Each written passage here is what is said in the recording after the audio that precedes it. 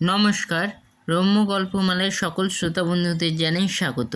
আপনাদের সাথে আমি রম্য মাইতি।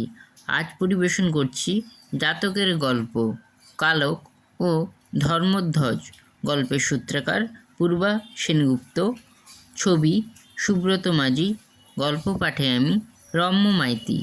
আজকের গল্প কালক ও ধর্মধ্বজ। পুরাকালে বারাণসীতে যশপানি নামে এক রাজা ছিলেন। এই সময় বোধিসত্ত্ব ছিলেন রাজার পুরোহিত। তাঁর নাম ছিল ধর্মধ্বজ। কালক নামে রাজার সেনাপতিটি ছিল উৎকচ লোভী। মানুষের কাছে টাকা নিয়ে একের সম্পত্তি অন্যের নামে করে দেওয়ার অভ্যেস ছিল। এছাড়াও কালক লোকের আড়ালে তার নিন্দা করতে খুব ভালোবাসত। কালকের প্রতি মানুষের অভিযোগের সীমা ছিল না। একদিন যখন রাজপুরোহিত ধর্মধ্বজ রাজার কাছে যাচ্ছেন, তখন পথে এক ব্যক্তিকে দুহাতে আকাশে তুলে কাঁদতে দেখলেন। বোধিসত্ত্বকে দেখে সেই ব্যক্তি তাঁর পায়ে পড়ে কাঁদতে লাগলেন। বোধিসত্ত্ব জানতে চাইলেন মামলায় ব্যক্তিটি পরাজিত হয়েছে কিনা। ব্যক্তিটি তাঁকে বললেন, মহাশয়, আপনাদের মতো ধার্মিকেরা রাজাকে ধর্ম অর্থ সম্বন্ধে পরামর্শদানে নিযুক্ত আছেন, অথচ সেনাপতি কালক উৎকচ নিয়ে রামের ধন শ্যামকে প্রদান করছে। এ সম্বন্ধে কি আপনারা অবগত নন? পরাজিত ব্যক্তির কান্না ধর্মধ্বজের হৃদয় স্পর্শ করল। তিনি সেই ব্যক্তিকে বললেন, চলো ভদ্র, আমি তোমার জন্য পুনর্বিচারের বন্দোবস্ত করছি। এই বলে তিনি সেই ব্যক্তিকে নিয়ে বিচার গৃহে গেলেন। তাকে পুনরায় মামলার বিচার করতে দেখে বিচার গৃহে দ্রুত অনেক লোকের সমাগম হলো। ধর্মধ্বজ আবার বিচার করে প্রকৃত ধনের অধিকারী সেই ব্যক্তিকে তার ধন ফিরিয়ে দিলেন। উপস্থিত জনসমূহ সাধু সাধু করে উঠলেন।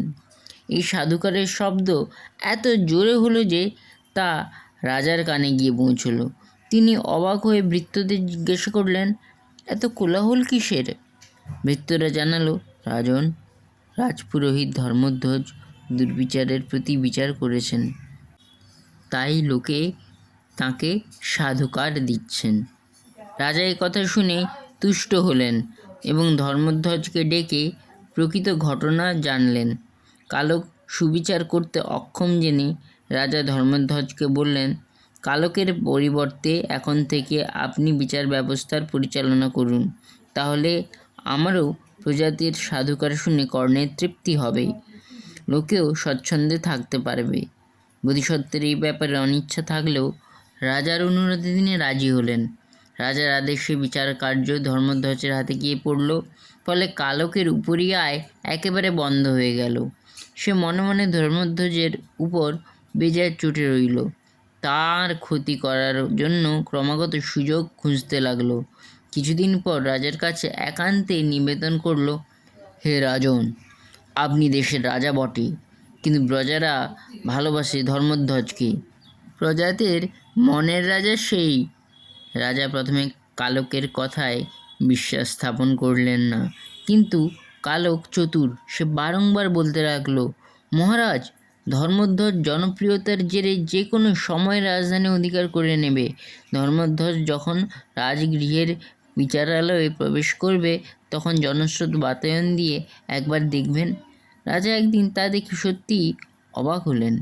এত মানুষ বিচারালয়ে, এরা কি সকলেই ধর্মধ্বজের অনুচর? রাজা ভয় পেলেন। তিনি কালককেই জিজ্ঞাসা করলেন, কালক, এখন কি করা যায়? কালক কাল বিলম্ব না করে বলল, ধর্মধ্বজকে পৃথিবী থেকে সরিয়ে দিন রাজন। রাজা বললেন, বিনা দোষে তাঁকে কি করে শাস্তি দিই? কালক বলল, তাকে এমন কাজ দিন যা ধর্মধ্বজ সম্পন্ন করতে অক্ষম হবে, আর অক্ষম হলেই তার মৃত্যুদণ্ড বহাল করুন। রাজা কালকের পরামর্শে প্রথমে এক রাতের মধ্যে সুন্দর উদ্যান, তারপর এক রাতের মধ্যে উদ্যানের মধ্যে গৃহের মতো মণির যোগান, যার আলোয় উদ্যানে বিচরণ করা যায়, তারপর সপ্তরত্নের পুষ্করিণী, এইসব ক্রমান্বয়ে রাজা ধর্মধ্বজকে করতে বললেন। দেবরাজ শত্রুর কৃপায় ধর্মধ্বজ সবই সম্পন্ন করলে রাজা যশপানি অবাক হয়ে গেলেন। এবার কালক তাঁকে বললেন, এই রাজপুরোহিত নিশ্চয়ই কোনো দেবতার কৃপায় এইসব করছেন। আপনি তাঁকে চতুর্বিধ গুণ সম্পন্ন উদ্যান পালক খুঁজে দিতে বলুন। এবারও শত্রু রাজ্যের ছত্রপ্রাণী নামে একজনকে নির্দেশ করলেন। রাজা সেই ছত্রপ্রাণীর কাছ থেকে চতুর্গুণ কি তা শিক্ষা পেলেন। ধর্মধ্বজের প্রতি অসূয়া থেকে মুক্তি পেলেন। কালকের উদ্দেশ্য বিফল হলো। কেমন লাগলো আজকের গল্প? কমেন্ট বক্সে অবশ্যই লিখে জানান। গল্পটি ভালো লাগলে লাইক এবং শেয়ার করতে ভুলবেন না। পরবর্তীকালে নিত্য নতুন নানা স্বাদের গল্প কবিতা শুনতে এখনই আমার চ্যানেলটি সাবস্ক্রাইব করে পাশে থাকুন। ধন্যবাদ।